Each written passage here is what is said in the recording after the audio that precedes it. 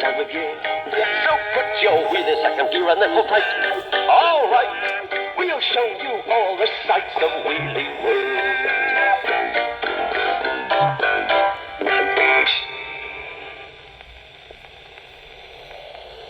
As usual on a Monday, Fenella was in a bad temper. Aggie, you overgrown tin can, she screamed at Riley.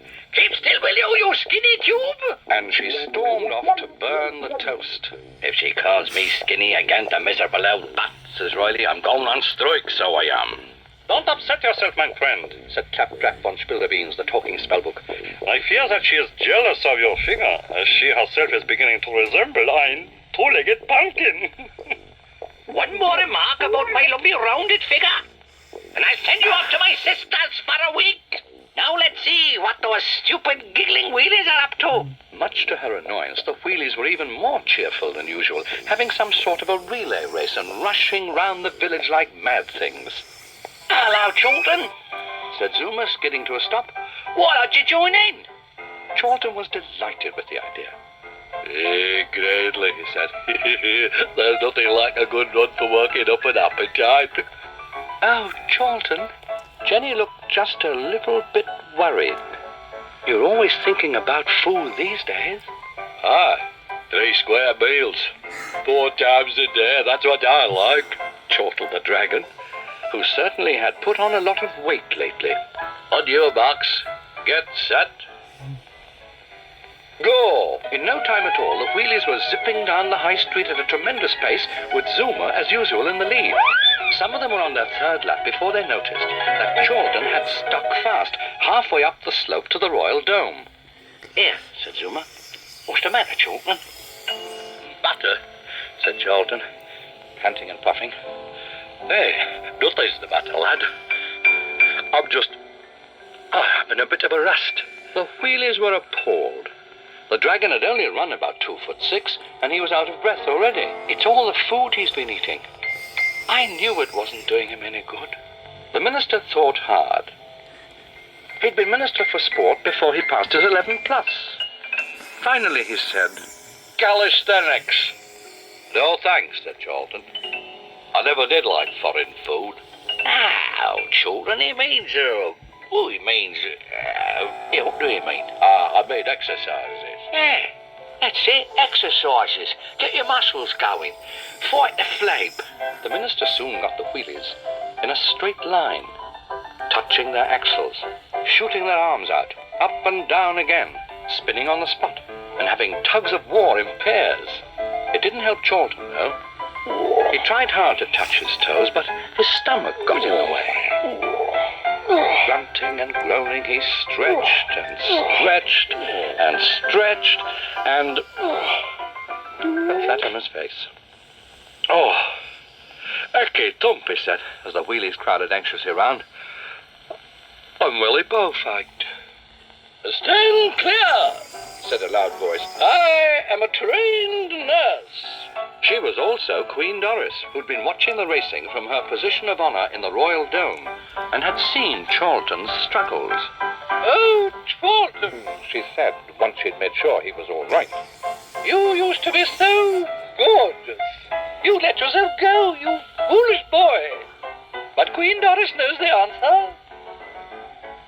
The Slimberry Tree. The tree wasn't exactly a prize specimen. The spell that Fenella had cast on Wheelie World hadn't done it any good. Oh dear, said Jenny. Now what are we going to do? There aren't any berries on it. Wow. Well, never mind, said Chorlton. Perhaps if I just brewed up with a leaf or two. But as he came near the tree, his happiness swept away the last of Fenella's evil spell, and the tree was suddenly covered in the berries. Here you are, Chorlton. Take one of these. Now, Chorlton wouldn't normally eat berries off trees because he knows it could be dangerous, but Queen Doris said it was all right, so he popped it in his mouth, and suddenly he was back to his old slimline self again. By gum, that's greatly. And hey, I don't even feel hungry anymore. He was so delighted that he started to dance about just like the wheelies had done, and in no time at all, they were all dancing around, laughing and shouting like mad things. The noise carried through the countryside and over the wastelands to Spout Hall. Come here, you skinny tube. Let's see what's going on. When she saw, she was even more bad-tempered. Gee, how's he done that? Fine figure of a dragon he is, says Riley. Must have some telescope blood in his veins, Which will be more than you have in yours if you don't shut up. said the witch. And having given him a sharp kick in the tripod, she popped off in a great fury to see if she could put an end to the happiness in Wheelie World. Charlton was delighted to see her as usual. My gum, you're not as little as you used to be. I hope you're not overeating. It's right bad for you, you know. Here, have one of these here berries and you too can have a body like mine. Charming as ever, Fenella snatched the berry out of Charlton's hand and swallowed it whole. For a moment, nothing happened at all, and Fenella was just about to make a rude remark about the uselessness of all things Wheelie when... Oh, there's Loudy. Give you what's up? Oh, Joe. You and your mind clock or slumberries. It's all your fault, you great daft-looking dragon. You did it on purpose. Yeah, I never did. Besides, I think you look lovely and cuddly. Hey, come on, love. Give us a cuddle. Get your big daft hands off me. You're going to eat one of those wretched berries now. We'll see how you like being a hippopotamus dragon. Charlton didn't mind a bit, so he picked another berry, popped it in his mouth and... Cramps. What's happened? He looks more like a newt than a dragon. Charlton wasn't too pleased about being a 7-stone weakling, and Fenella was furious about her shape. So the two of them started to pick the slim berries off the tree and cram them down as fast as they could go. Oh, eh? Oh, yeah. Oh. Yeah. What did you... Oh. Oh. Oh. Oh. What's good? Here. Oh. What? Oh.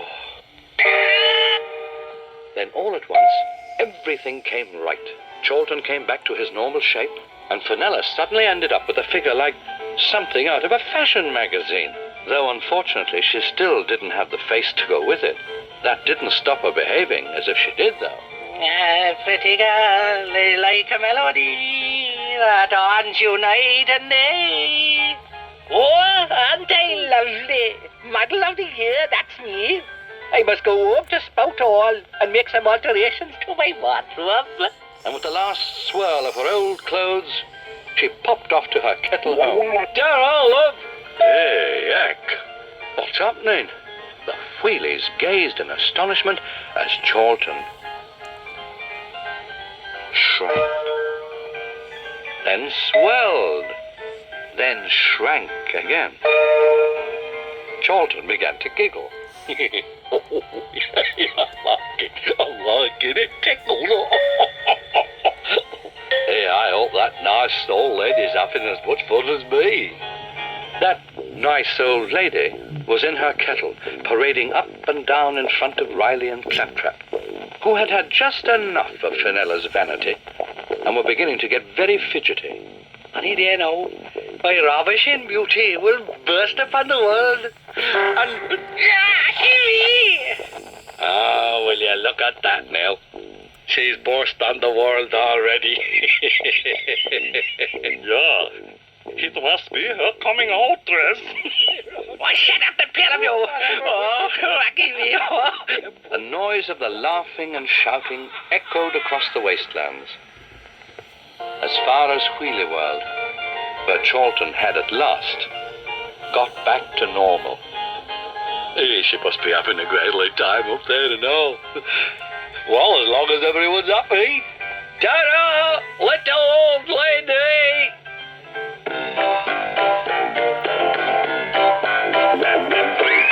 Jump in, we'll take you for a spin and show you round the Wheelie World. Hop on, it's fun, so come along and take a look at Wheelie World. the good it feels. So zoom around all the young wheels so merrily. Oh, whoop-ee. You don't need a ticket for the day to go back free. And if you see no bridge vanilla, don't be worried, for there's no cause for alarm. Cause we've got Jonathan, who's the dragon, he will keep you free from harm. It's fun at any time of year. So put your wheel in second gear and then hold tight. All right, we'll show you all the sights of wheeling